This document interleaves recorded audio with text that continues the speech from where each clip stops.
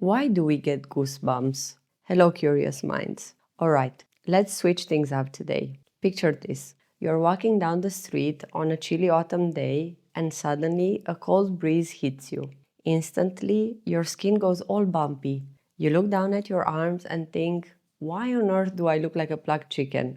Welcome to the wonderful world of goosebumps. But have you ever wondered why our bodies do this? Is it some leftover evolutionary glitch, or is there an actual reason we get goosebumps? Well, as quirky as it may seem, the science behind goosebumps is surprisingly fascinating. So grab your favorite warm blanket and let's explore the mysteries behind this weird body reaction. Let's start with the basics.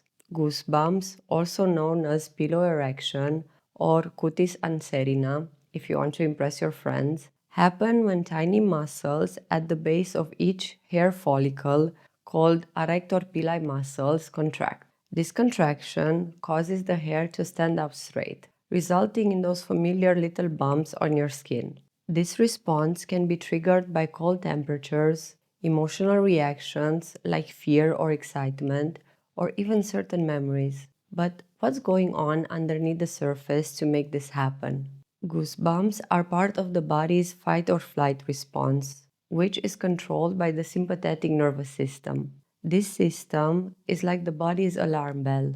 When you experience a strong emotion, whether it is excitement from listening to your favorite song or fear from a spooky movie, your brain releases adrenaline. This hormone triggers a whole series of reactions, including increased heart rate, fast breathing, and of course goosebumps. So when you get chills during an emotional moment, it's your body getting ready for action, whether that's facing a threat or celebrating an incredible guitar solo. Okay, so we know goosebumps happen in response to certain stimuli. But why? As with many quirks of the human body, the answer lies in our evolutionary past. Scientists believe that goosebumps are a leftover survival mechanism from our fur-covered ancestors. Back in the day, and by back in the day I mean thousands of years ago, our ancestors had a lot more body hair. When they were cold or scared, their arrector pili muscles would contract, causing their hair to stand up. In the cold, this trapped a layer of air close to the skin, providing insulation, basically like a natural puffer jacket. When faced with danger, the puffed up fur made them look bigger and more intimidating to predators. Fast forward to today, and while most of us have shed the thick fur, we are still left with a reflex. Unfortunately, the smooth bumps on your skin don't do much to keep you warm or scare off any attackers. But they're a pretty neat reminder of our evolutionary history. Humans are not the only creatures that experience this reaction. Many mammals, including cats, dogs, and porcupines, still use this reflex effectively. Ever see a cat's fur stand on end and when it's scared? That's the same thing as our goosebumps. The fluffier the fur, the more intimidating the animal looks. Porcupines take this to the next level, using the reflex to raise their quills when threatened. In these animals, piloerection still serves an important purpose, whether it's to keep warm or to scare off predators. But in humans, it's more of a leftover reflex that doesn't do much beyond giving us that spooky, shivery feeling.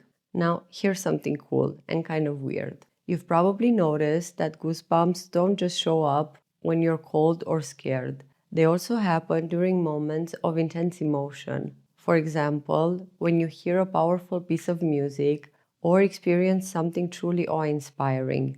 You might feel goosebumps run down your arms. Studies have shown that music-induced chills are related to the same dopamine release that happens during rewarding or pleasurable activities.